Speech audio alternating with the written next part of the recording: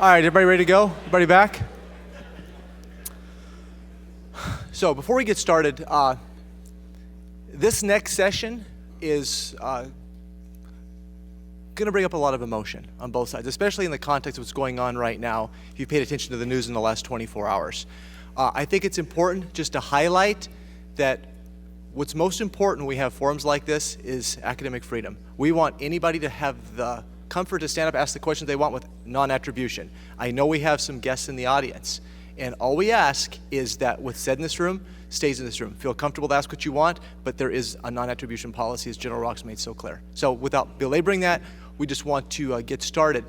I've had a few questions about why did you call this book Attitudes Aren't Free? And if you think about it, these are all very complex issues. We all know freedom isn't free. Anybody sitting in this room right now wearing a uniform recognizes it has a cost. Anything good has a cost. But attitudes kind of are free. We can hold any attitudes we want towards anyone or anything.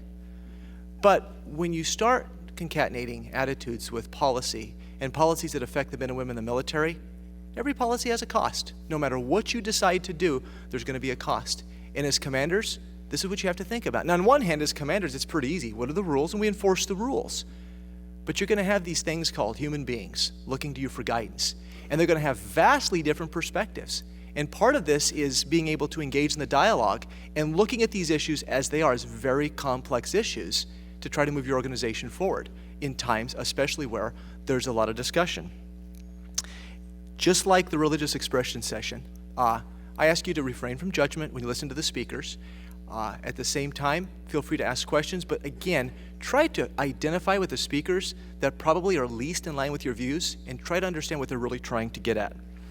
It's a very unique opportunity to have this particular set of panelists because our external panelist speakers are probably the two foremost experts on homosexuality in the military. And if you don't understand the title Attitudes Aren't Free, I think you probably will after this session. Our first panelist is Dr. Belkin. Dr. Belkin is an associate professor of political science at the University of California, Santa Barbara, and the director of the Palm Center, which has focused its research on sexual minorities in the military. He's published in areas of civil-military relations, social science methodology, and sexuality in the armed forces. His recent studies include analyses of aerial coercion and strategic bombing, conceptualization of coup risk, and the relationship of coup-proofing strategies in international conflict. His publications have appeared in International Security, Armed Forces and Society, and the Journal of Conflict Resolution. He's even published in Parameters, the official journal of the United States Army War College.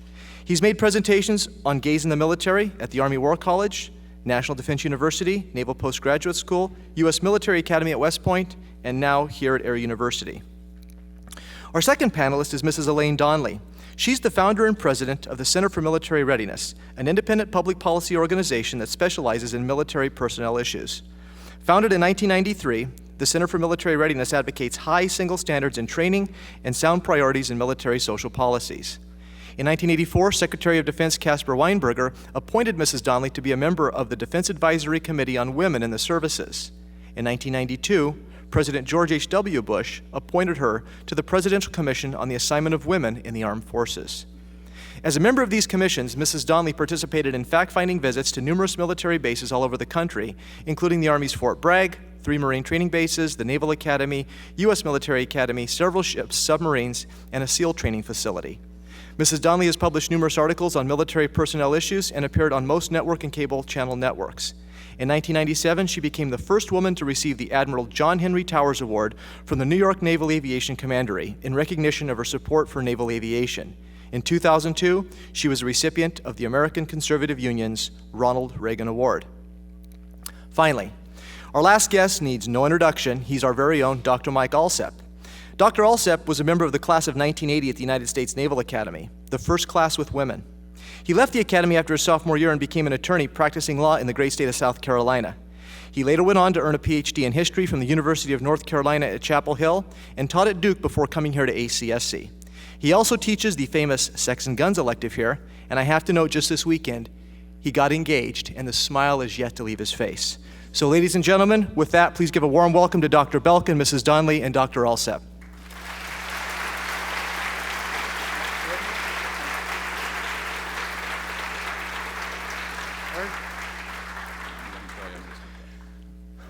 Aaron, you're going to go first. Did you want to use the podium? Okay.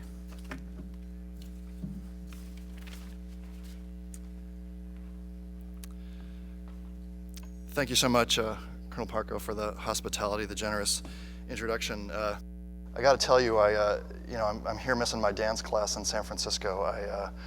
I go 5 times a week, and I can't tell you how many times the dance class has been me and about 45 other women. And I say to the teacher, where are all the other gay guys? And it's a true story. And he's like, well, they come sometimes, but they don't like getting their asses kicked by the suburban heterosexual women. And I said, well, I'm here because that's the story of my life. So we'll see how the debate goes today. It's a big honor to be here. My distinguished colleagues, Michael Alsop and Elaine Donnelly. Elaine Donnelly and I disagree on many issues, but I respect very much your passion and your fighting for your values. And it is an honor to share the stage with you. So I'm very glad to be here. I only want to make 3 points today. The first point I want to make is that Don't Ask, Don't Tell is gone. Its repeal is a done deal. It actually might happen tomorrow when the Senate Armed Services Committee marks up this year's defense authorization bill. It might happen next year. It might happen in 2 years. The timing is indeterminate, but this policy is gone. Majority of the Republicans, majority of the American people want it gone. Chairman of the Joint Chiefs of Staff wants it gone. Commander-in-Chief wants it gone. Secretary of Defense wants it gone. It's gone. So you can think that's a good thing. You can think that's a bad thing. You can think that's going to harm unit cohesion. You can think it's going to help unit cohesion. But the main thing that I want to say today is that this policy's demise is inevitable. So we as a community need to think about how to deal with that and how to plan for that day, whether that day is in the immediate future or slightly beyond that. Now, there will be pressure once Don't Ask, Don't Tell goes away to pretend that it never happened and to smile and to say, well, that was a part of our history and, we've moved on as a culture, we've moved on as a military, and now post Don't Ask, Don't Tell, we're an inclusive force and we're going to get along just fine. But I actually think there's a little bit of a danger when historical memory works like that. And so in the second of my 3 points, and again, only 3 points today, I want to meditate for a minute about what I think Don't Ask, Don't Tell is about. Because I think there's a danger in forgetting what this policy has really meant to the military and as a culture. I want to argue that Don't Ask, Don't Tell is an example of the politics of paranoia. And I take this from a fantastic classic book by Richard Hofstadter, The Paranoid Style in American Politics. Richard Hofstadter actually finds paranoia on the American right and the American left. So this is not a phenomenon that's unique to one side of the aisle or the other. But in this case, I want to make the claim that Don't Ask, Don't Tell is a classic example of what Richard Hofstadter is talking about it.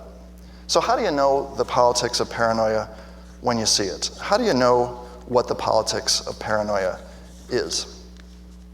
Well, Hofstadter gives us 3 different ways to know when we're looking at the politics of paranoia. And so I want to go through each of those 3 elements and talk about the resonance with Don't Ask, Don't Tell. So I'm just going to read, I know it's horrible to be read to, but I'm going to just read very brief passages.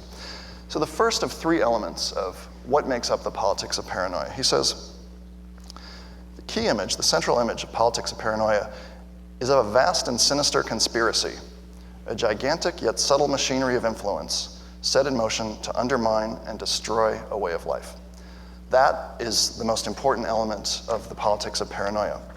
If you look at the rhetoric on Don't Ask, Don't Tell and the people who defend anti-gay discrimination, you will see again and again that that is exactly their mentality, that they believe that a gay agenda is taking over this country, destroying our way of life, and we have to draw the line of the sand at gays in the military. I'll read to you 1 or 2 passages. Here's from Ronald Ray, former Deputy Assistant Secretary of Defense. Citizens must make an effort to understand how the elite are working together to establish an entirely new morality, the morality of the New World Order. The new morality seeks to free people, including our children, from any moral limits on common sense right and wrong. Good and decent people must see that the opening up of the military to homosexuals right on the heels of allowing women to serve in combat is simply the latest step, get this, in an agenda that has as its end the complete transformation of the nation's moral and spiritual being. Or else, Elaine Donnelly on the radio, quote, "If this kind of homosexual agenda is forced on the Marine Corps, if it's okay for the Marines, why is it not okay for the local school, the local marriage bureau? Ultimately, all of civilian life would be affected." So this first element of the politics of paranoia, the idea that there's a great conspiracy out there to change the country and undermine the country, is a classic element of don't ask, don't tell, and the politics of paranoia. A second element of the politics of paranoia has to do with sexual deviance and sexual power. Again, I read to you briefly. In the political paranoid mind, sexual freedom is often attributed to the enemy, his lack of moral inhibition, his possession of especially effective techniques for fulfilling his desires, give exponents of the paranoid style an opportunity to express the unacceptable aspects of their own minds. Now, I'm not going to go on at great length about this second element of the politics of paranoia. I think we know this when we see it, but I will tell you, based on my study of the literature, that if you look at the defense of anti-gay discrimination and its history, you will find that literature littered with claims about gays as predators, gays as rapists, gays as people who drink each other's urine, gays as people who ingest each other's feces, and on and on and on. This is a classic element of the politics of paranoia. A third and final element of the politics of paranoia that maps perfectly onto don't ask, don't tell. And this has to do with the relationship to fact.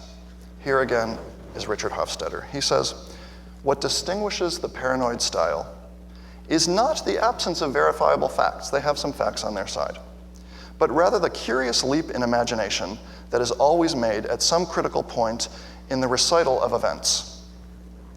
So how does that map onto don't ask, don't tell? Well, examples are all over the debate and all over the literature, but I'll give you two recent examples of that curious leap between a tiny little fact that may actually be accurate and the consequences of that fact. General Sheehan, four-star Marine general, recently testifying in the Senate, went so far as to tell Senator Levin during his testimony that the 1995 Srebrenica massacre, the worst massacre in the history of Europe since World War II, in which 8,000 Bosniak, mostly men and children, were killed, was the responsibility of gay soldiers in the Dutch armed forces. That it was because the Dutch included gays and lesbians in their armed forces that the Srebrenica massacre happened, because the Dutch couldn't be effective peacekeepers. Now, this caused such a firestorm in, 3 minutes? 2.5? Yeah. This caused such a firestorm in the Netherlands that the general was forced to retract his remarks, but you get the picture. Or the 1,000 generals that recently signed a statement urging Obama not to repeal Don't Ask, Don't Tell, said that if Don't Ask, Don't Tell is repealed, this will, quote unquote, break the all-volunteer force. It will break the all-volunteer force. Really? This is the worst tradition of American politics, the politics of paranoia. We see it in McCarthyism. We see it in the Korematsu ruling. It's divide and conquer politics. It's the politics of divisiveness.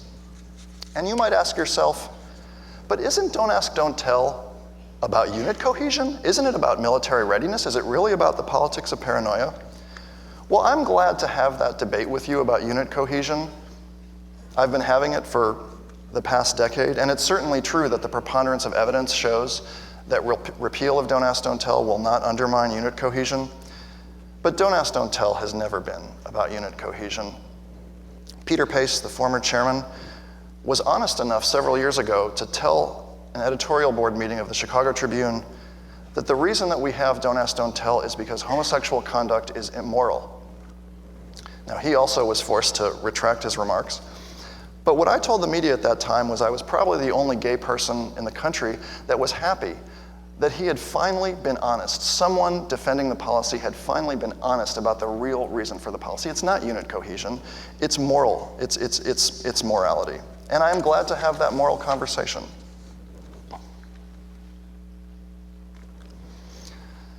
My third point, my conclusion.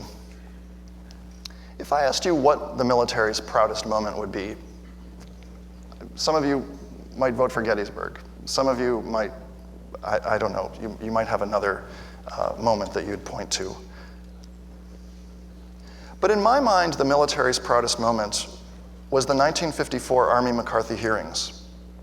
Because during the 1954 Army McCarthy hearings, the military finally stood up and said to Senator McCarthy, enough, enough. Now, Senator McCarthy, consistent with Richard Hofstadter's views, actually did have some facts on his side. It turns out the decryption of Soviet cables shows that there actually were some communists in governments. Not clear that they were doing any harm, but there were some communists in government. But Senator McCarthy's politics ripped the country apart. It was the politics of paranoia in perhaps their most extreme manifestation, and the military was the only organization capable of standing up to him. You see, in my scholarly and humble opinion, civilian control is not just about having a nonpartisan military. It's not just about having an officer corps that stays out of politics. But it also depends more institutionally and more organizationally on the military's ability and willingness to avoid the temptation to get dragged into the politics of paranoia. On Don't Ask, Don't Tell, not only did you allow yourself to get dragged into the politics of paranoia, but frankly, your leaders did not tell the truth. They were not honest about the real opposition to gays in the military, the moral basis of their opposition, and so they made up this argument about unit cohesion. As Don't Ask, Don't Tell fades into the dustbin of history, that's what we must remember. Thank you very much.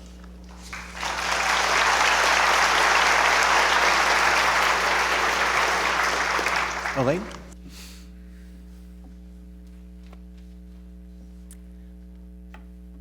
I see an awful lot of intelligent people out there, and I'm sure many of you noticed something. Did you hear one positive reason why the 1993 law should be repealed? No. Are there any benefits from this? Absolutely not. In fact, you may have noticed that an advocate who resorts to personal attacks is an advocate who doesn't have a case.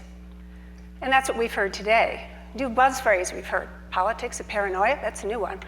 Haven't heard that one before. I research and quote from Palm Center materials all the time, but I haven't heard that one before. I think all of you can see through that very easily. I'm here to talk about reality. I'm going to talk about an interesting adult subject, sexuality, warfare. How adult is that? I want to talk to you about why Congress passed the law, the 1993 law regarding homosexuals in the military. And I'll just say briefly, it is not Don't Ask, Don't Tell. Congress never voted for Don't Ask, Don't Tell. The 1993 law says that homosexuals are not eligible to be in the armed forces. Don't Ask, Don't Tell is an administrative policy. It was put in place by Bill Clinton. It is inconsistent with the law that was recognized by the Fourth Circuit Court of Appeals in 1996. Unfortunately, the two things still exist differently. We support the law that Congress passed. We do not support Don't Ask, Don't Tell, which says you can be in the military and be homosexual as long as you don't say that you're homosexual. That form of institutional dishonesty has created an awful lot of the personal human interest stories you hear about, but it's something that could have been avoided if the Department of Defense had been loyal to the actual law. George W. Bush should have eliminated the Don't Ask, Don't Tell regulations right at the outset. He chose not to do so, but the law still remains. It's based on reality. The military is different than the civilian world. People in the military live in conditions of little or no privacy. They have to be ready for warfare. Good order, discipline, morale, and unit cohesion are indeed the principles on which the law is based. I asked Colonel Parker to give to you, and I invite you to look at the actual text of the law, the 15 findings that are just as valid now as they were when Congress passed them with overwhelming bipartisan majorities in 1993. If the new law is passed, and we call it the LGBT law for a specific reason, because it's being advocated by lesbian, gay, bisexual, and even transgender groups. The new LGBT law, H.R. 1283, if passed, would have very serious consequences. It would affect all branches and communities of the service, infantry, special operations forces, submarines. There's no way to exempt some communities, and it would be retroactive. Living conditions would remain the same. Forced intimacy is a fact of life in the armed forces. Homosexuality or bisexuality, whether the orientation is real or perceived, that's the actual legislation that is being sponsored. What does the phrase real or perceived mean? It's very open-ended. It means that people in the military will be exposed to persons who may be sexually attracted to them. This is where the so-called civil rights argument totally breaks down. We need women in the military, but women in the military would never put up with having to have men in their private quarters all the time. We know that sexuality matters. We respect human sexuality. We try to encourage discipline rather than indiscipline. Now, a lot of women, including myself, like men, but if we don't want men in our private quarters, that doesn't make us menophobes. And yet some people think that if you disagree with the LGBT agenda, you have a bad attitude, and that means you shouldn't be eligible to be in the armed forces, you should be denied promotions, this ends your career. This is a very extreme philosophy. The result would be new forms of sexual misconduct. We know that people are human, they're not perfect. Homosexuals are no more perfect than anyone else. We know sexual misconduct occurs, but we're going to have more of that, and it's not good for unit cohesion, discipline, and morale. We're going to have male-male incidents and female-female incidents, and they're not just on one side of a spectrum. On one side you have assault or worse, harassment, being passive-aggressive in making people feel uncomfortable. On the other side, you have romantic relationships. So you've got male-male incidents here, female-female incidents here, and of course the ones we already have. And despite all efforts, we know that people are human, they do make mistakes. Rates of sexual harassment keep going up, and yet people call it a success because people report it. Zero tolerance of dissent is the corollary policy that goes with this. It means that anyone who disagrees for any reason would be considered as not having acceptable attitudes. Denial of promotion ends your career in the military. All of you know that. A lot of civilians don't quite understand that, but that is a reality. The people who would be affected first would be the chaplains, but not just the chaplains. Anyone who disagrees for any reason would find their career short-circuited if they disagree. I have quoted extensively from the Palm Center's papers, their so-called roadmap to make this work. They talk about carrots and sticks. Now, for those of you who are going into command or already in command or will be very shortly, this would work in a way that affects you directly. The carrot element means you will be rewarded if you support the LGBT agenda. But if you don't, you get the stick. This is where unit cohesion is affected because we define cohesion in the classic way. It means mutual trust for survival. There's two kinds of cohesion: horizontal, among an individual unit, and vertical, people in a unit with the command above them. If individuals believe that their immediate commander is not going to support them, if they have a problem with this LGBT presence in their units, that in itself affects unit cohesion. Trust, mutual trust for survival. And I should add, this is not about knowing or liking people who are homosexual. We all do. You can take a poll any day of the week. Do you know or like someone who's homosexual? Well, of course, 100%. But that's not what we're talking about here. We're talking about a very unique institution, the United States military. We can't afford to lose good people because of this policy of zero tolerance, but that's exactly what would happen. Life becomes more difficult. Personnel who have a problem, just like women know, if something happens that is a sexual approach that is inappropriate, it doesn't always require UCMJ prosecution, call the lawyers. We all know what this means. The difference would be if a woman complains of something and she says it's real, it's harming her morale, she is believed, she gets support. But anyone who has a problem with this issue of LGBT presence in their unit, well, their motives would be questioned, just as you heard a few minutes ago. Well, there must be something wrong with your attitude. You must be paranoid. What's wrong with you? Do you think people are going to complain? Well, probably not. You've heard of the former Congressman Eric Massa. Before he started abusing people in Congress, he was abusing people in the Navy. And the subordinates who recently came forward said, well, no, we didn't complain because he was our superior. That's how it works. So if you have a lot of people who have a problem with this LGBT presence in the military, they're not going to have any recourse. And their immediate superior is not going to have his back. That's essentially what we mean by mutual trust, that the commander is looking out for the troops. But if you make a special class of LGBT persons in the military, you certainly affect morale in a very serious way. Commanders also have another set of problems. If you ask no questions, then you don't know what the problems are, and problems can get worse. There's a lot of examples of this. I mentioned a few in the book chapter.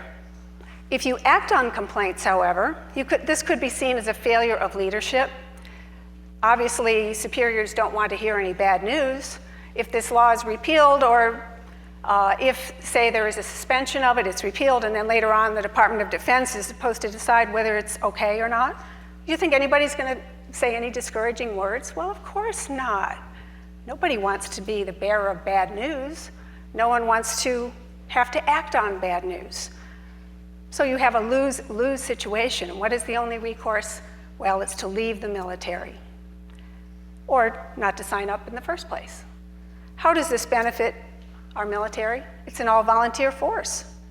If you have lower recruiting rates, lower retention rates, you're not going to have parades in the streets. Nobody's going to go out and say, oh, this is so awful, I'm going to do something dramatic, I'm going to throw a tantrum in public. No, that's not going to happen. People are just not going to stay in the military, or they're not going to join in the first place. This is why the flag and general officers for the military, 1,167 to date, 51 of them former 4-stars, said that this law, if repealed, could indeed break the all-volunteer force. They chose that word very carefully. They have a lot of military experience, certainly more than Mr. Belkin, and they know what they're talking about. Then we get into a series of issues such as marital benefits, same-sex couples on military bases. You can't have one group of people who are married who get benefits and then same-sex couples over here who do not. Now, there is a federal law called the Defense of Marriage Act, and that would prevent the same benefits going to same-sex couples at this time. But the pressure will be on to repeal that law, and the military would be the battering ram for social change. There are issues of defining discipline down. One of the big advocates of gays in the military, a man named Victor Fahrenbach, he solicited for consensual sex, a man on a gay webpage. Hot tub activity went on. Later on, the man accused him of rape. He beat the rape charge because it was consensual, but he is homosexual in the military, and why is he still there? I don't know. Well, if the advocates are saying he should be retained, and they are, what do you think would happen if heterosexual men solicit women on Craigslist? Come on, let's have a good time. Is this good? Is this the kind of behavior that we want to make acceptable? If it's okay for homosexuals to do it, should heterosexuals do it?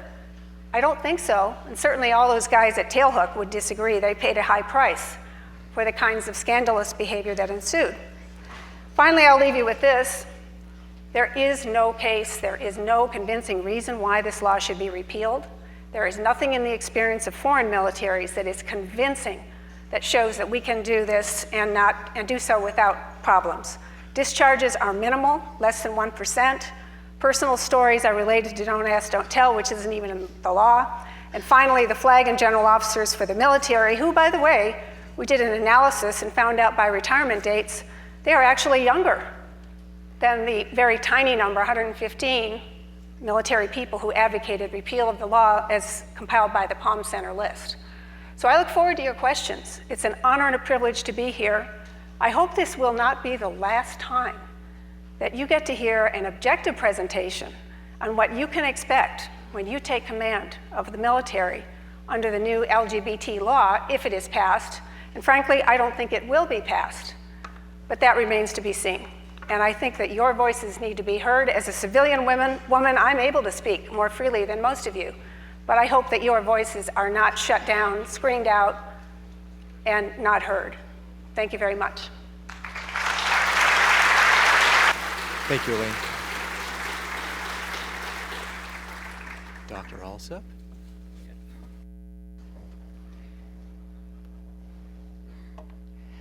I do want to take just a personal minute. This is the last time that I'll teach to this class, and it's been an honor to teach such a remarkable group of people through the course of this year. It's been also a pleasure. This group on the third row I'm not so sure about, but I mean, most of you guys have been pretty good, and it's been an honor and privilege. I wish you safe journeys and following seas as you go forward in your careers. In the book I wrote and stole a bit from Walt Whitman. In his Leaves of Grass, he wrote, "Do I contradict myself? Very well, then I contradict myself. I am large, I contain multitudes."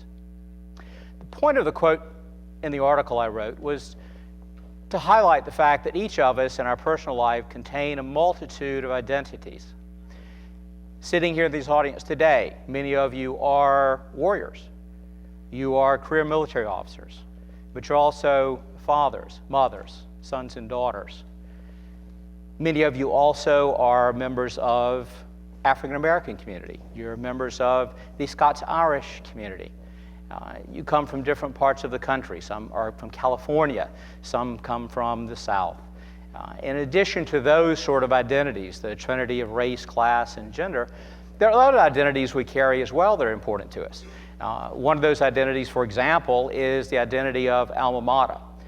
Where did you go to school? Who do you pull for on football Saturdays? Who do you hope is going to win in March Madness? In the state of Alabama, virtually everybody in Alabama has to declare for either Alabama or Auburn. I grew up in a state similar to that, and in my home state, virtually everyone had to declare for either Clemson or South Carolina. Now, I grew up on the Clemson side of that divide. I grew up only about 8 miles away from the campus. The first football game I ever attended was a Clemson-Alabama game years ago when I was a little tyke. And I went to Clemson, earned a degree there. Many of my friends were from Clemson, and through much of my life, an identity that I have carried is this identity of a Clemson fan or a Clemson graduate. It was emblazoned on my car. I wore Clemson sweatshirts. It was part of who I was. And to this day, many of my closest friends are Clemson friends or friends who've always known me as being a Clemson fan. Then one day I was at Chapel Hill, and while I was working on my degree there, I was also teaching. And without particularly thinking about it, as I left to go to class that day, I grabbed a sweatshirt and put it on because it was kind of chilly. It was in the fall. And obviously it was a Clemson sweatshirt because that's the sort of sweatshirts that I had. And I went in and I taught my class, and after class was over with, one of my students came up to me. She was one of my better students. She was also in the band and one of the leaders of the marching band. And she asked quite innocently, "Who are you pulling for on Saturday?" Well, in fact, I had forgotten that Clemson and North Carolina were playing a football game that Saturday, but I immediately fell back to my identity and said, well, I was raised at Clemson, and I went there, and my family's coming up for the game, and so I'll pull for Clemson. The look in her face of not upset with me in any way, but disappointment, that she was disappointed because I wasn't pulling for her. I wasn't pulling for her team, what ostensibly should be our team since I was teaching at Chapel Hill. And something about that struck me very deeply, and I realized that this identity that I had of being a Clemson fan was much less important to me than the value I had of being a teacher. And that never again was I ever going to have a student of mine believe that I was not behind them 100%, that I was not supporting them in whatever they chose to do, and that I was not on their side.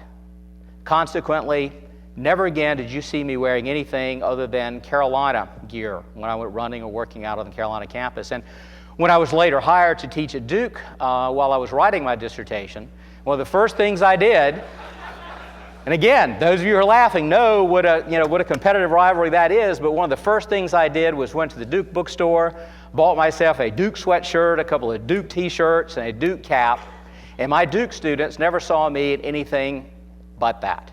And when they asked me who I was pulling for, I pulled for Duke. And as a matter of fact, 2 weeks ago, the last of my students at Duke finally graduated, and I was a Duke fan until that moment, first and foremost. Because how could I be otherwise? When I watched Duke play basketball, the student manager sitting on the bench was one of my students. The head cheerleader was also one of my students. I wrote recommendations to her for law school. how could I not pull for them? In the piece that I wrote for this book, I went back and looked at the story of Jim Webb, someone that I've admired and someone I've followed for some time, and looked at the story of how Jim Webb responded to a much more important, at a much more higher level, but a similar conflict between identity and values. Jim Webb was raised in the tradition of martial masculinity. He considered, and still considers, I'm sure, it to be a core element of his personal identity. He's even written a book about the fact that it's part of his ethnic heritage from the Scotch-Irish tradition, a book called Born Fighting, which gives you some idea of where he thinks that the warrior military ethos fits within the Scotch-Irish tradition that he clings to. He also was the son of what he called a great Santini dad, a dad who was very heavy on discipline and instilled in him the values of the military and military discipline. He also attended the Naval Academy, and that's the point at which his identity becomes institutionalized with the military. He joins the Marines after leaving the Naval Academy, fights in Vietnam, is an exceptionally courageous and skillful tactical leader, and all of these things have done nothing but reinforce his identity that warrior equals male. Consequently, it was fairly natural in 1979 when he went to the Naval Academy and women had just begun to be integrated into the Naval Academy. He raised objections to it. This was not his identity, and he wrote an article in 1979 called Women Can't Fight. And from 1979 on, he became a large spokesperson in the culture wars for opposition to women moving towards combat roles. Now, during his period as Secretary of the Navy, that was tempered somewhat by his observations there that women were beginning to prove themselves in different roles, but he was still clinging to that concept of martial masculinity, still very much opposed to women in combat. And then he had a clash of values. On the morning of 9/11, Jim Webb was having a meeting actually at the Pentagon, and when the plane struck the Twin Towers. He went across the street to his office and was there and heard and saw the plane that hit the Pentagon, the building he had just left. That afternoon, he wrote an article advising the United States not to invade or send an army to the Middle East. And of course, the American government moved in a different direction. And Jim Webb found suddenly that from his perspective, not my perspective, perhaps not yours, but from his perspective, the country was moving in a direction that he thought was harmful to its national security. But the only way that he could participate in politics and try to turn the country back to what he thought was a better direction was to be a member of the Democratic Party, a member of the party that not only was not generally associated in the public mind with the ethos of the military masculine warrior, but also a party more often associated with Hillary Clinton, who quite famously used to discipline officers who would come to the White House wearing their uniform. And that had to be a difficult transition for him, and obviously during the course of the campaign, all of these writings he had brought up were brought back and used against him in the campaign. Most notably, a number of women who had attended the service academies came and talked about the fact that his articles had had a direct impact on their times at the academy and had directly impacted their ability to render service to the military. And Jim Webb was forced to apologize for those articles, and he did one other thing too. On a sunny day in Alexandria at lunchtime, he stood, put his arms around Hillary Clinton, and accepted her endorsement as the Democratic candidate for United States Senate. And that endorsement is one of the things that put him over the top in one of the narrowest races in Virginia Senate history. And his election was the election that gave the Senate back to the Democratic Party during the last 2 years of George W. Bush's administration. Now, whether you agree with Jim Webb or not, and whether you believe that his move was simply cynical politics, which I do not, what I argue to you is this, that what Jim Webb faced was that question of which was more important. That's in a similar way, that same question that I faced. That belief in his identity as a masculine warrior, or his love of country, his duty to his country, and service to his country. In a military that serves a democracy that's as vibrant, as diverse, as competitive, and as tolerant as ours, there are always going to be conflicts between the identity that the military sees for itself and that identity that the country imposes on the military. Military culture always stands a little apart, not separate from, but a little apart from civilian culture, and generally speaking considers itself to be somewhat superior to civilian culture, but nonetheless is required under the Constitution to respect the laws passed by Congress, which is given the authority, the principal authority over the military under our system.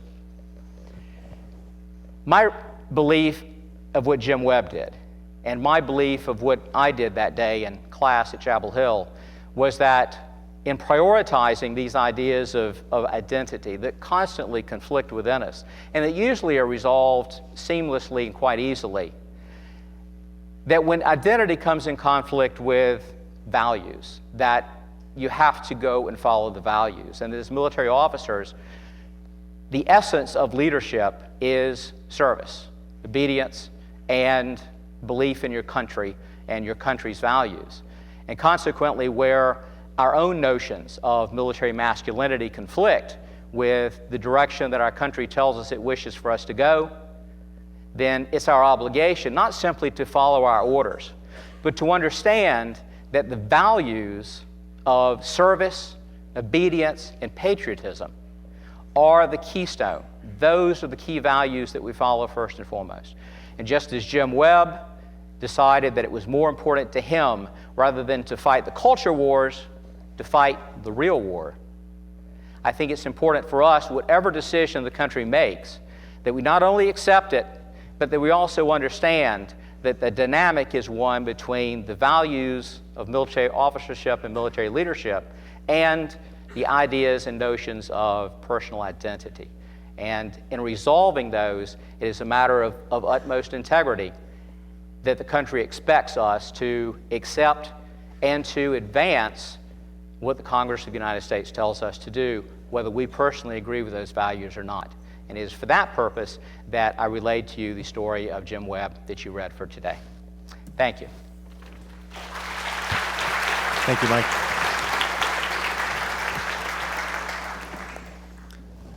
Ready for some questions?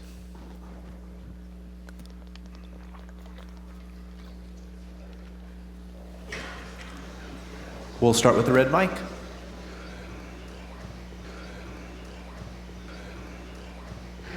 Do you envision a military where both of your sides of points of view could be satisfied? This question is Who are you for... talking For the panel. to? Oh, I'll speak to that first. Actually, it all starts with priorities. Either the needs of the military comes first, or other values come first.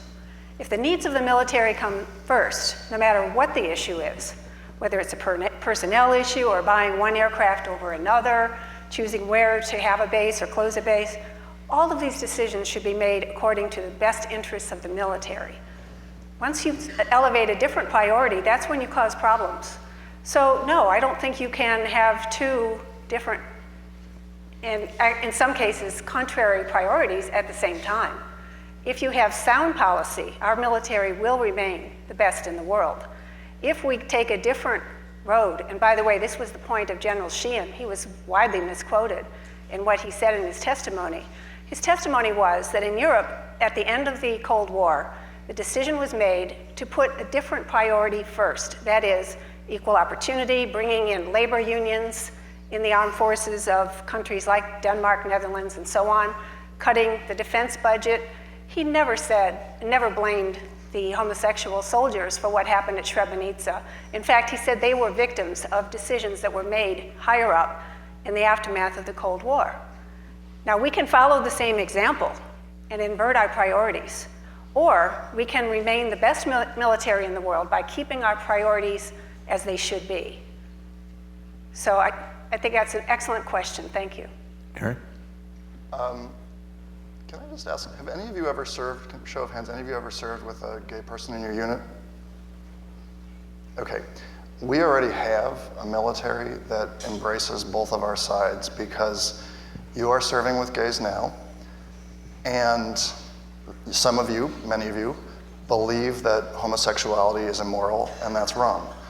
When Don't Ask, Don't Tell is repealed, the same thing is going to obtain. The only difference is that people who utter the words, "I am gay," will not be fired. So as long as everybody follows a single code of conduct, then we will have the same situation that we have now, which is that, yes, of course, both of our perspectives are absorbed into the armed forces.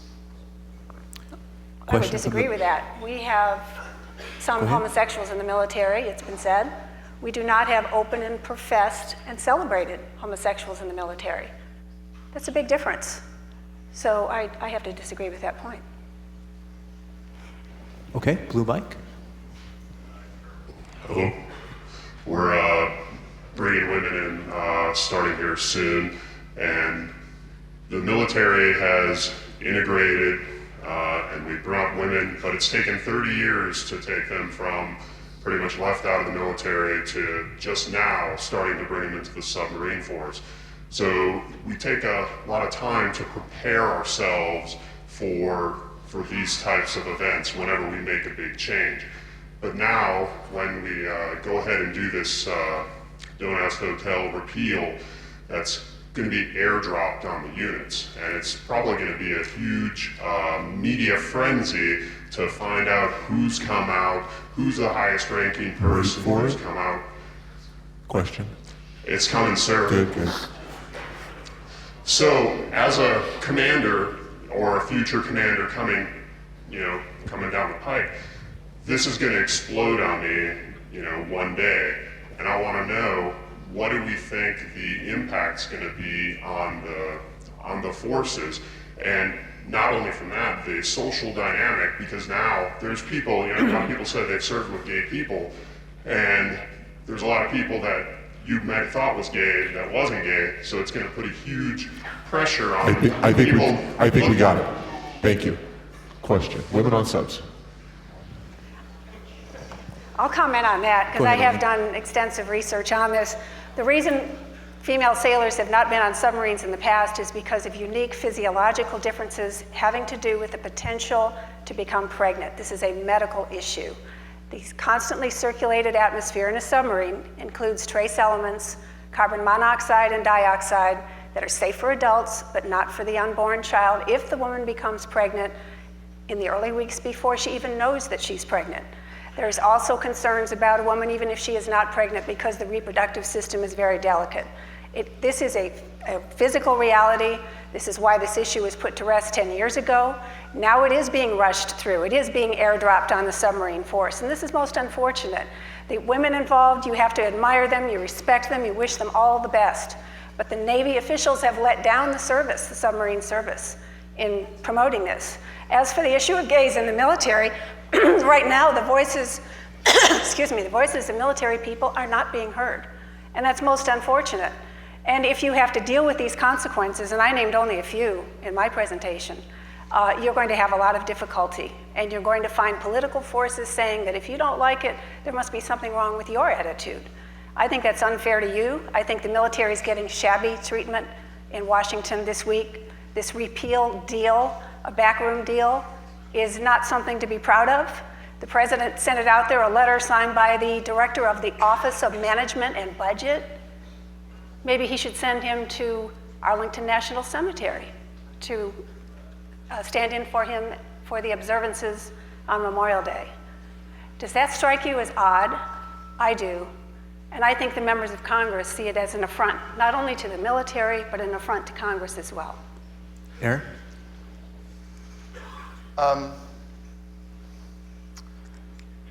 I hear your concerns. What the research shows is that this is not going to be a difficult transition. Some of the concerns and predictions made about flamboyance and mass comings out, I'm gay, I'm gay, I'm gay, wearing boas.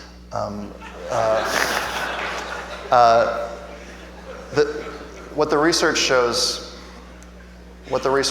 is that your job is going to be pretty much the same after the ban is lifted as it is now, as long as you insist on leadership, which means everybody has to work together. Now, this idea that if you don't like the new policy, you're going to be punished is not grounded, in my opinion, in a sense of data or what's going to happen. I would fight very strongly for everybody to be able to hold on to their beliefs. If you don't like homosexuality, if you don't like gays, I think that's perfectly fine, and I think you should be encouraged to hold those views. But the question is, will you work together and will leadership enforce that?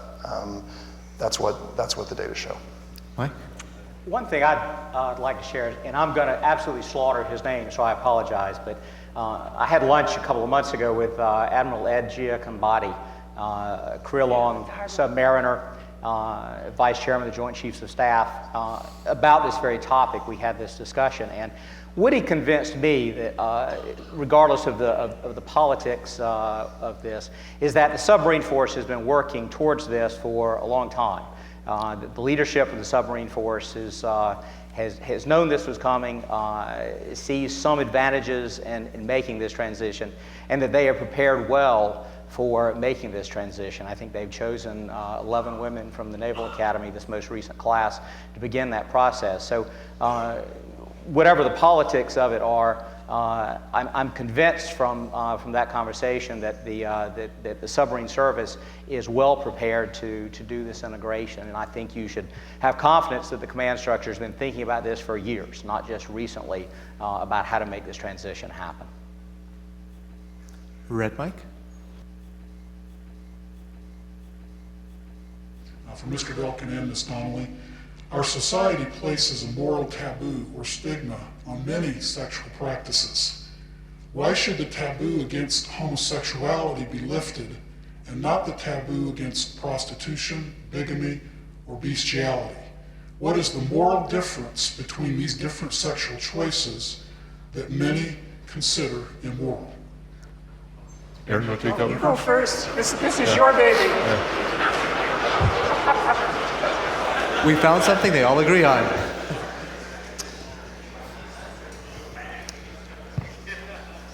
You know, we heard one of the speakers today say, you know, what would happen if straight service members went onto Craigslist and started propositioning women? Wouldn't that be horrible and undermine the honor of the armed forces?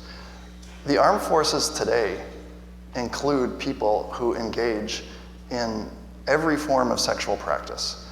And even with respect to sodomy, and you're not going to like to hear this, but Article 125 of the Uniform Code of Military Justice prohibits sodomy among straight people. So if you ever engage in oral sex with your husbands or wives, even off base, off uniform, that is a felony violation. I'm sorry. So what is your position on that? You want to get rid of it, right? That and all those other prohibitions in the UCMJ? I would actually vote for a ground rule that we not interrupt each other.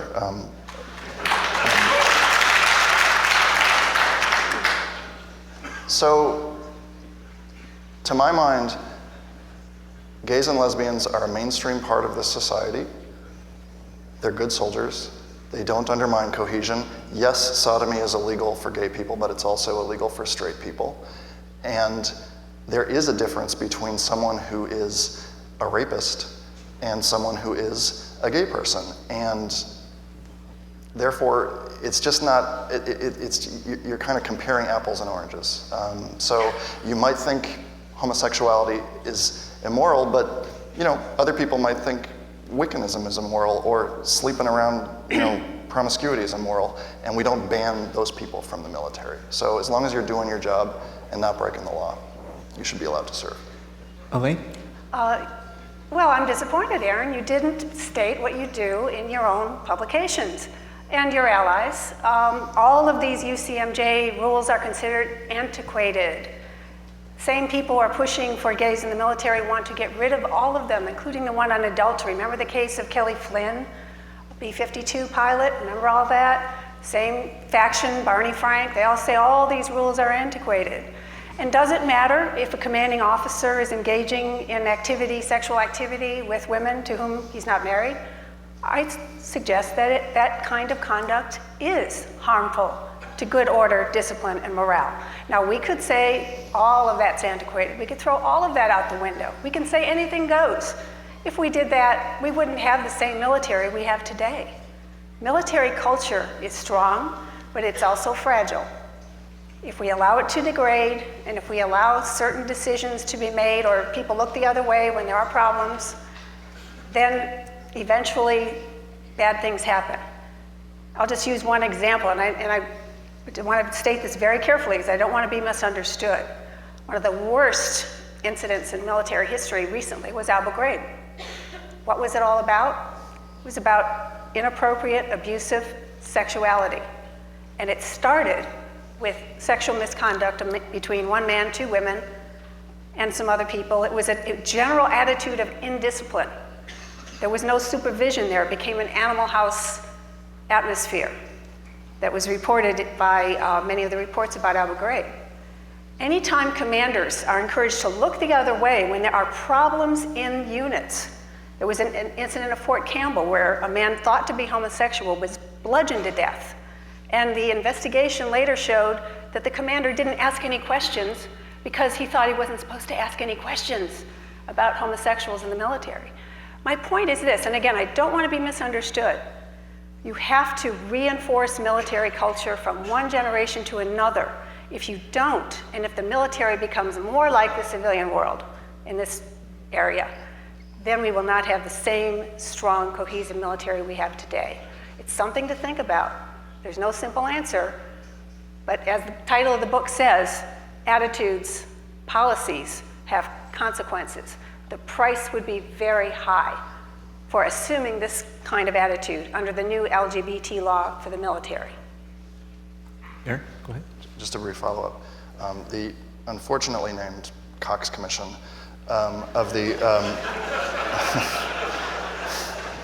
of the National Institute of Military Justice recommended getting rid of Article 125 because it leads to cynicism about the capriciousness with which military law is administered.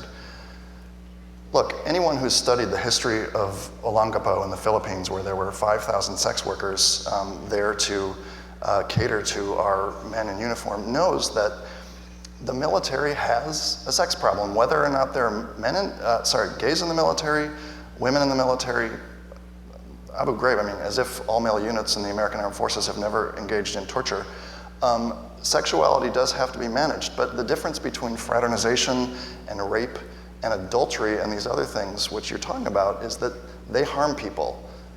Being gay, having a loving relationship with another person does not harm people. And so, once again, you're serving with gays now, and that's not going to change. Dr. Elsa, if you want in on this one? Oh, this question wasn't directed to me. You know, it was not, but I just want to give you the opportunity. All right.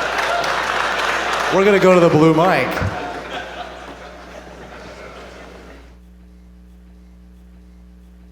Ms. Donnelly, on a deployment to Kunsan, I was forced to share living quarters with 2 women.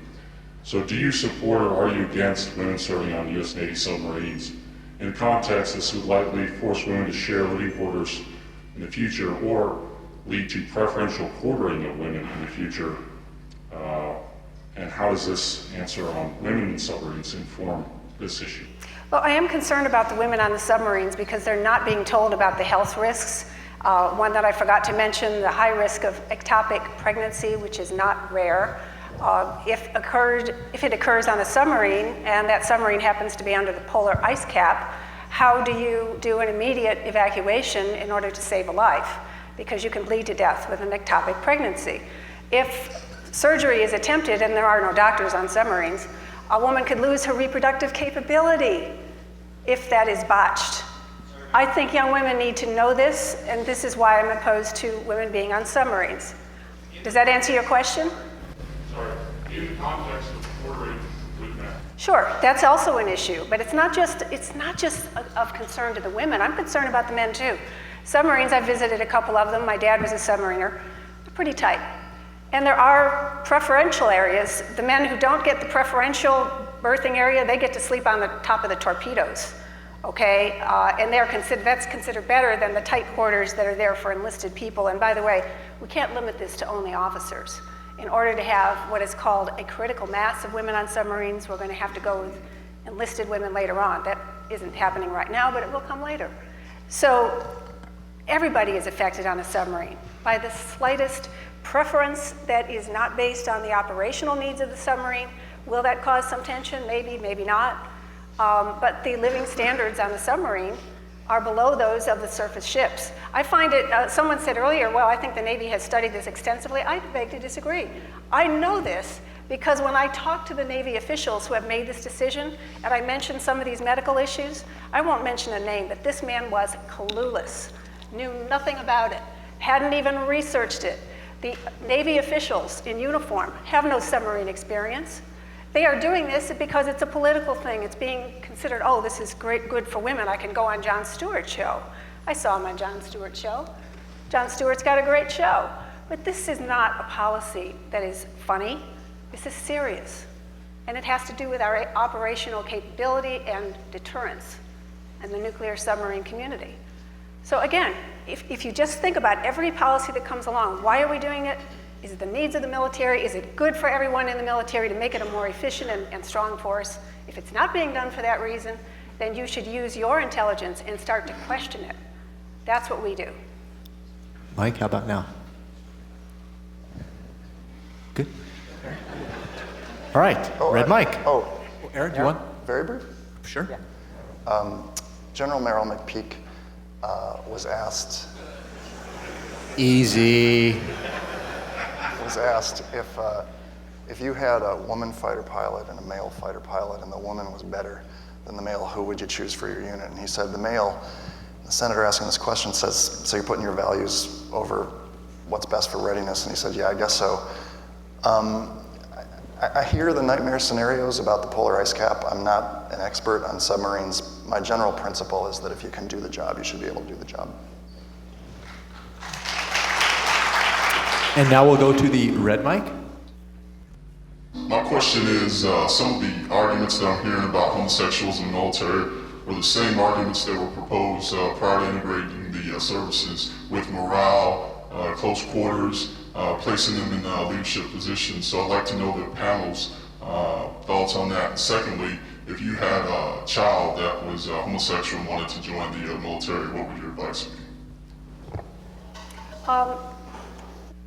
be?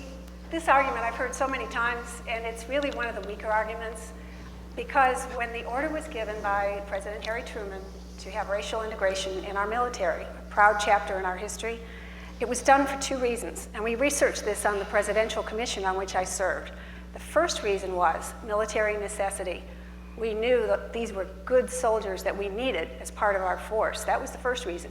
The second reason was equal opportunity, and that's why it was successful, not perfect, but the military was way ahead of the civilian world in eliminating and ordering the elimination of racial discrimination, which was irrational. The word is irrational. Separation of the genders is rational and customary in the civilian world as well as the military. And the examples are so many. Where do you begin? If you go to the airport and you're a woman and you get a secondary inspection, is that done by a man? No, it's done by a woman. Why is that? Because we have a certain element of respect for female sexuality and we don't subject them to being patted down by a man. If you go to a recreation center, there's a sign in there. It says, no boys of any age allowed. Over on the men's side, no girls of any age are allowed. Is that a sign of, is that an insult to young boys? Does it mean they're potential assaulters? Of course not. It's a sign of respect for the women and the young women who use that facility briefly. It's not a situation where you're living in the military 24/7 all the time. If you eliminate respect for the healthy differences of the sexes, you are inviting a host of problems. As I said before, male-male incidents, female-female incidents on either side of a spectrum, harassment, fraternization on either side. How does this benefit our military? And don't forget about accusations and false accusations. Commanders are going to have their hands full. This is something that detracts from unit morale discipline, especially if you have to remove people when problems ensue. So that's why, as I said before, there is not a single good reason why this law should be repealed. It's all about politics and political promises made by the president. Aaron, integration, same, different? If I had a child, pre-repeal, I would tell them that if they want to serve their country, they should definitely do so, but it'll be a little harder for them to do their jobs than it would be post-repeal. In answer to your question about race, is there a way to tamp down this echo? Pat, can we squelch the mics a bit? In answer to your question about race, I divide the question into the operational and the cultural and the rhetorical. Operationally, I think the integration of African Americans and women and gays and lesbians are totally different situations. I think it was much more based on research. The operational integration of African Americans and women, both much more difficult than the lifting of the ban is going to be. Culturally, I also draw a distinction. I think the situation of African Americans in the military and women in the military, very, very different from each other, and which is very different from gays and lesbians in the military. So culturally, I think there's a huge difference. The one similarity I would draw, I don't know if it's important, but there's a conversational similarity in that the arguments, as you mentioned, sound very similar. So there was a study by a man named David R. Bianco who compared the debates over race in the 40s and sexuality in the 90s and found 12 conversational similarities. You know, whites won't shower with blacks in the 40s, straights don't want to shower with gays in the 90s. So 12 similarities like that. So even though there's a conversational similarity, I think politically, socially, culturally, they're totally distinct phenomena. That's how I would answer. As an historian, I would also concur that there are certainly differences in the integration of the desegregation order of President Truman in the military and the integration of women, which really accelerated in the 1970s. However, there are also some constants and some commonalities as well. And the key one of those is the response of the military, the integrity of the force to apply those orders when they were given is the one most important constant. And the most difficult challenge to that integrity were those officers who continued to cling to their own notions in the face of the orders of the officers appointed above them. For example, in the period of the Vietnam War, there were a number of near mutinies on naval warships over issues of race, in part exacerbated by officers who had grown up in the segregated South, who were very much opposed to the civil rights movement, and who could not separate those strongly held beliefs of their own,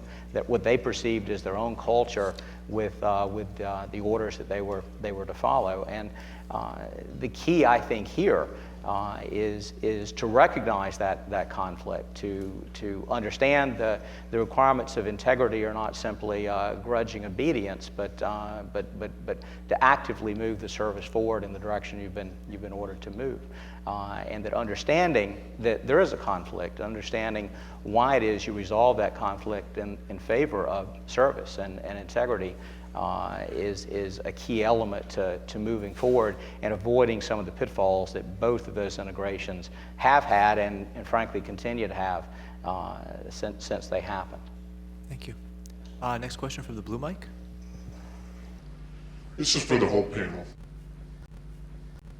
As a company commander, I had to chapter a Samoan soldier for being overweight. Some would say that is genetic or hereditary, that they are larger people. Some would say it's a choice because he couldn't meet the height and weight standards.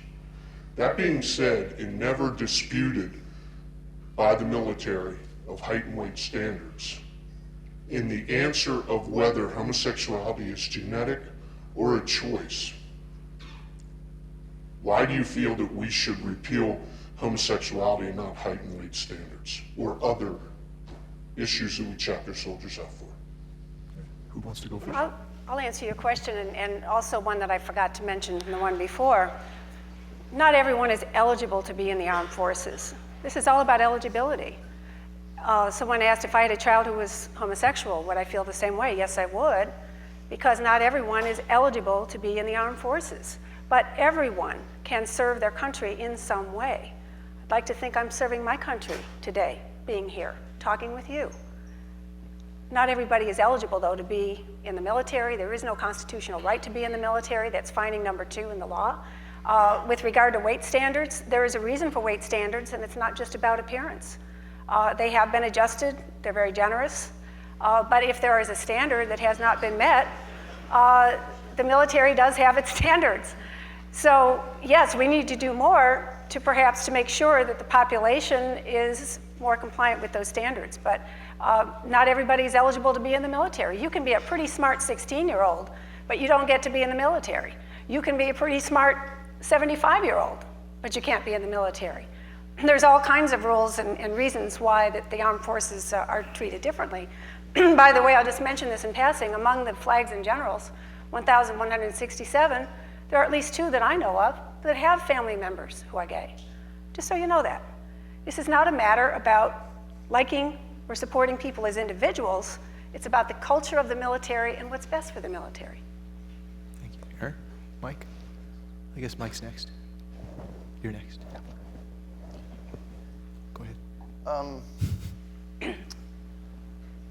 I'll be a little bit playful for a second. I was kind of astounded. I passed through multiple layers of security at the Pentagon to get to some low-level meeting, and after going through line after line after line, clearance, ID, searches, I finally broke through into the fast food court. I was like, here at the heart of the empire, we're defending Subway. And actually, I was interested. I saw a military Defense Department survey that found that actually 6% of the armed forces is obese at any one time. But of course, we have standards for height and weight because in the military's judgment, people who are a little too tall or a little too short or a little too overweight or underweight aren't able to do the job, and that's not the case with gays. So why do this? What's the benefit to the armed forces? The research talks about a lot of benefits, but to my mind, the most important one is what Admiral Mullen said when he was testifying before the Senate a couple months ago, and he said it's a matter of integrity that you don't force your people to lie. I would like to comment on that because Admiral Mullen was criticizing Don't Ask, Don't Tell. As I said before, there is an element, in fact, Don't Ask, Don't Tell is institutional dishonesty. That's why Congress never voted for it. That's why I've never supported it. I do support the law, which is straightforward in its 15 findings. There's no reason why people have to lie to be in the military, but if the Department of Defense encourages them to do so, and the gay activist groups do that also, I have a problem with the Department of Defense more than the individuals who are misled or misinformed. Don't Ask, Don't Tell is a flawed concept. It's like saying that, well, we have these state laws that say you have to be 21 years old in order to use and buy alcohol, and there's a sign in the store that says, we check ID. Don't Ask, Don't Tell says, well, you can't do that. It's like telling a store owner, you can't have that sign that says, we check ID. They said before, there might be a 16-year-old who's smarter and more mature than the 21-year-old, but we don't, and there are some 16-year-olds that violate the law. They sneak in, they get the alcohol, they use it. But that doesn't mean the state law is invalid or that the state law should be repealed. Certainly, enforcement makes sense. Our recommendation has always been to get rid of Don't Ask, Don't Tell, support the law, stop all the misinformation. Admiral Mullen apparently is not aware of this. Certainly, his statement indicated he really doesn't understand the law or the purpose behind the law. Other comments? All right, red mic. My question is for the whole panel. Given the likelihood or possibility that we'll see a law change here in the near future, we as commanders and supervisors will be on the front line of that change. What recommendations do you have for us with regards to strategies and messages to help make sure it goes smoothly in the field? You have to be honest. If you see a problem that's irreconcilable, don't try to say that it is irreconcilable, and don't blame subordinates for the problems being caused by the Pentagon. That's very difficult to do, and I would like to think that everyone in this room will do the right thing. But you will be faced with decisions, compromises that are unacceptable. You may have to be less than supportive of your subordinates when you are aware of problems, because your career may be affected if you report them up the chain of command. I feel sorry about that. I'm very distressed by it. I hope it doesn't happen that way. But your life in the military will be much more difficult than the previous generation if you have to enforce, support, and enthusiastically teach the LGBT law under the concept of zero tolerance, diversity training, and all the rest. Just prepare yourself with the facts. What the research shows is this is not going to be difficult. Your job will not be harder, but two things are key. First of all, you have to hold everybody to the same standard of behavior. Encourage them to feel what they want, but obey the single code of conduct.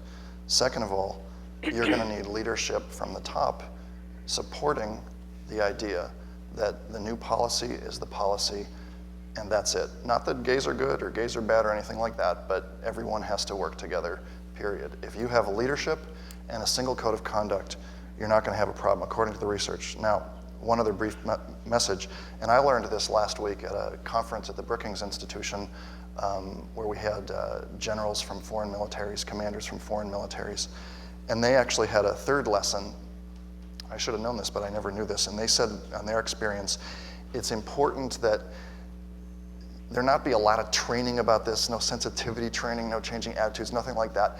But you do need to explain the new policy to the service members.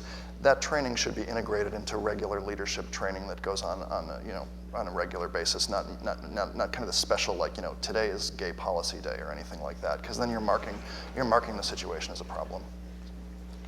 Just one additional comment here. This diversity training that Aaron mentions would indeed convey an attitude of discrimination against anyone who disagrees. We saw this early in the Clinton administration. There was something called a Diversity Day training event at the Pentagon, sponsored by the Department of Defense. The attitude was extremely hostile. I think if you read any literature from the gay activist groups, the kinds of rhetoric that you see aimed at people who disagree with them, including people like me, it's quite vicious, it's quite ugly, and it's determined, and it will be official policy if the LGBT law is passed.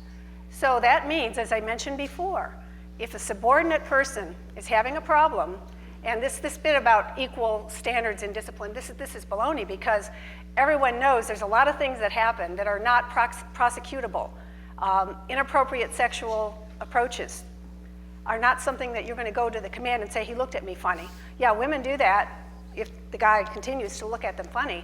But the kinds of practices, the kinds of customs that are certainly common in the homosexual community, what is being advocated, for instance, by Victor Fehrenbach, the man who was caught in the hot tub and was accused of rape by someone in a consensual situation, if we're going to allow these standards to be defined down, defining discipline down, it may be equal, but is it sound practice?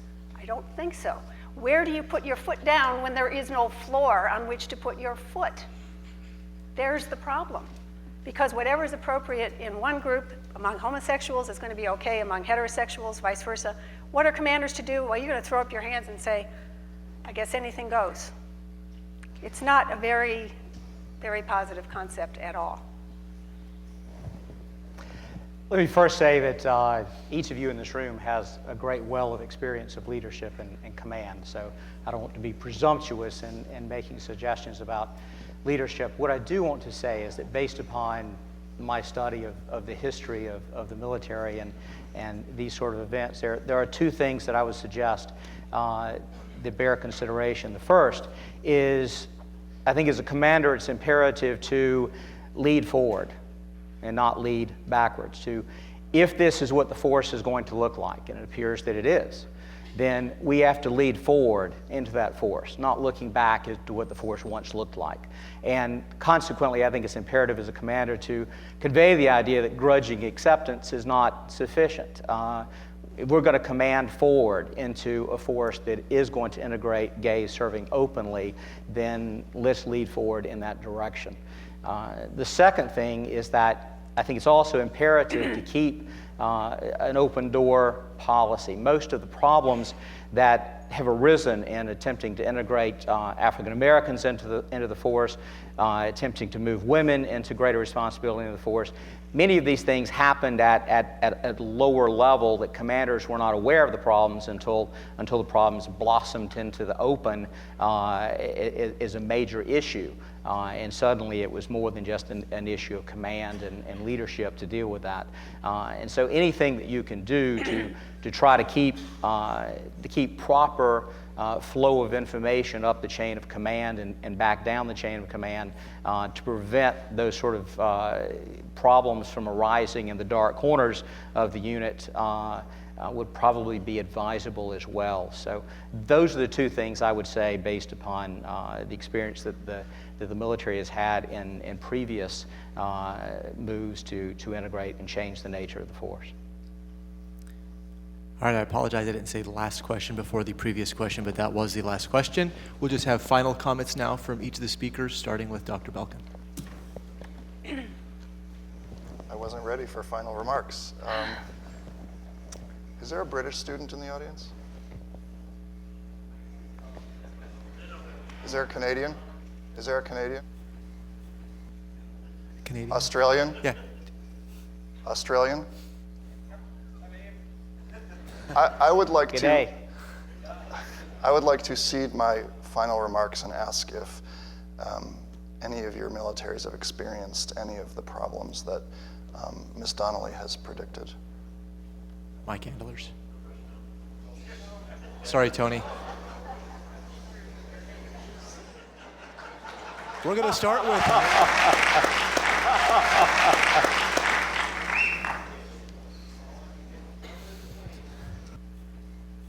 Thank you for the opportunity. But I have so far managed to resist all year to stand up and hold one of these things.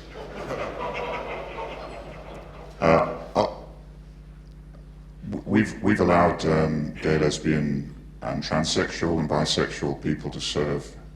It was previously illegal for the past 10 years, and it hasn't been the disaster or the doomsday picture. It's been a non-event, really. But I wouldn't like to template our experience onto the United States because it's a very different legal and cultural background, despite what we were taught in CS. And I am sort of foreign, despite what was said yesterday. The only thing that I think would be very interesting will be to see how this debate happens in this room next year. There's probably about 20 gay, lesbian, bisexual people in the audience today, and they don't have a voice at the moment. And I think that once you've crossed that line and you find out who they are among you, you'll find that they're not so different to you. And I think from my experience, I'm not gay, although I don't want, I think that there's a lot more to being gay than just the sex, and I think I better leave it there. Yes, thank you.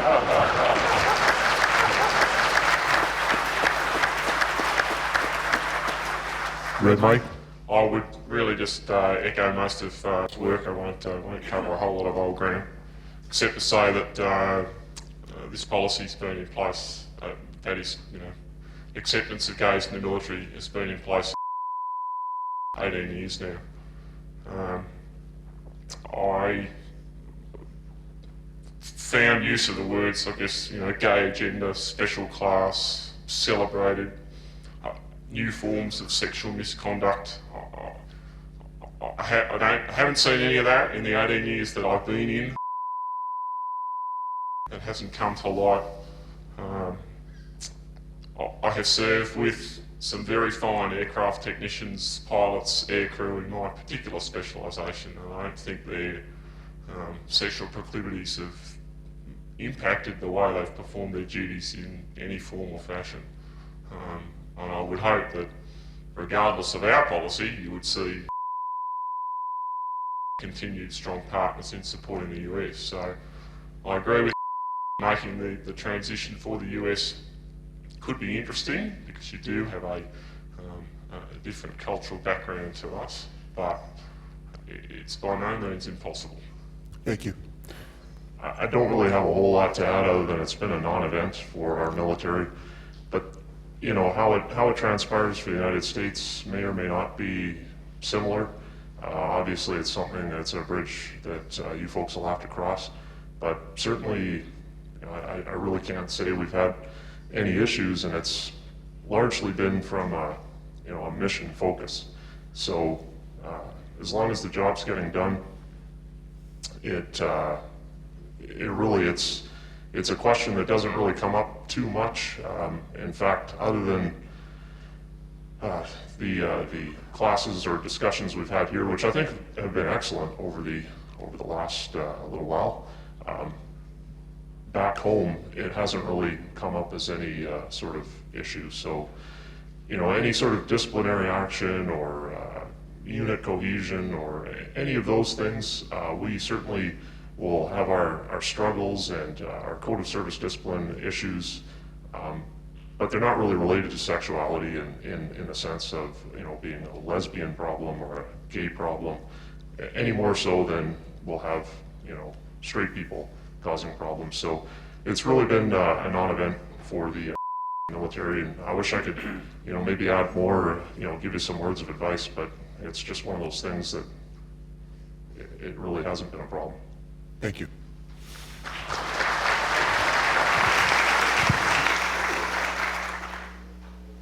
It's nice to hear from servicemen from other countries. Thank you for your service. Thanks to everyone in this room for your service.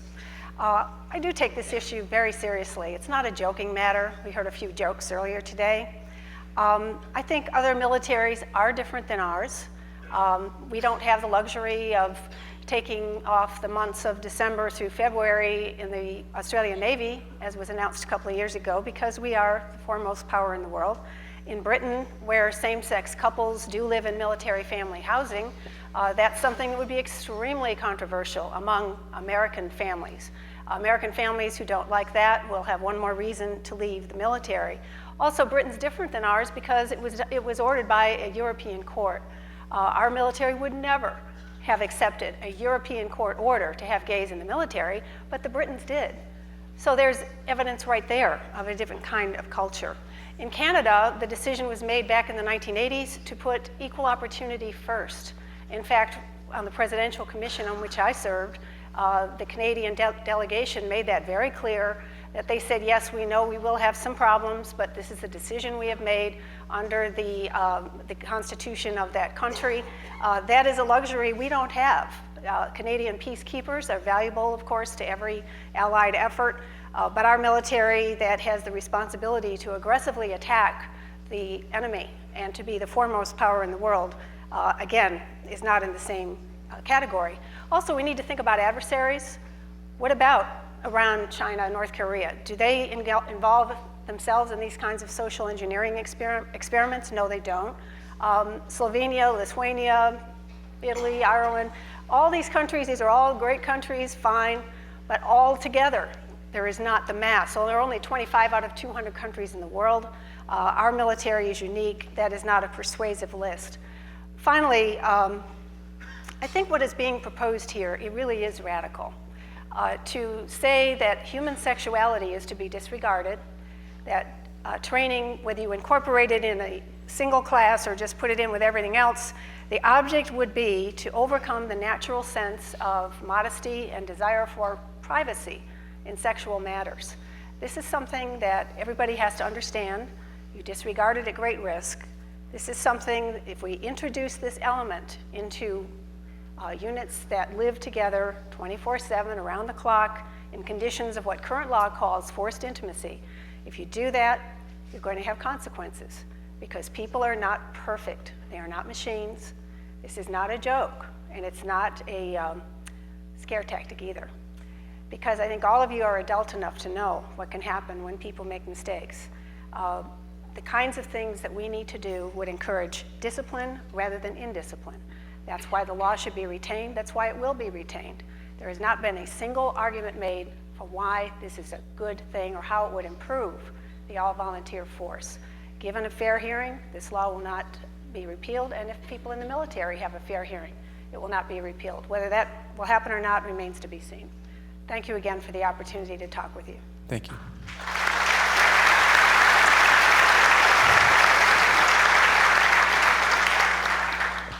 Earlier, I think it was in Aaron's speech, he mentioned the question of what was a seminal moment in American military history, and I think suggested maybe Gettysburg might be some suggestion. Well, for an historian, those questions are irresistible, and your mind does go to them. And it was very quick for me as to what I thought the seminal moment in American military history was. It occurred in Newburgh, New York, 1782. The war was, for all intents and purposes, over. The Continental Army was encamped in upper New York, essentially keeping watch over the British forces, which still occupied New York City. The British still occupied Charleston, but there was no actual fighting going on. The Continental Congress had begun to turn its attention to affairs, what the country would look like after the war was over with. And one of the things that the Continental Congress wasn't doing was paying the officers of the Continental Army. And there was also some indication that the Continental Congress might be backing away from some of the promises it had made of post-war bonuses and other things that the officers of the Continental Army felt they were entitled to.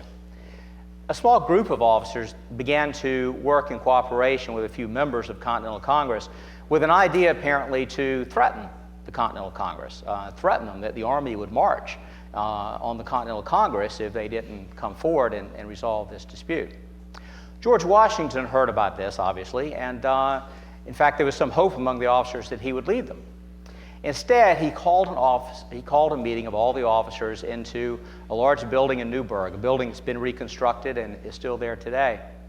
And as the officers gathered and took their seats, General Washington stood in front of them and he did something they had never seen him do. From his pocket, he removed a pair of reading glasses because he intended to read them a letter that a congressman had written to him, saying that they were going to resolve some of these problems. And as he put on his glasses, he said, "I apologize, gentlemen, but in the years of service to my country, I have grown not only gray, but blind." In that moment, those battle-hardened veterans cried. They saw that man they had followed in bloody battle for all these years, trying to put a country together out of nothing.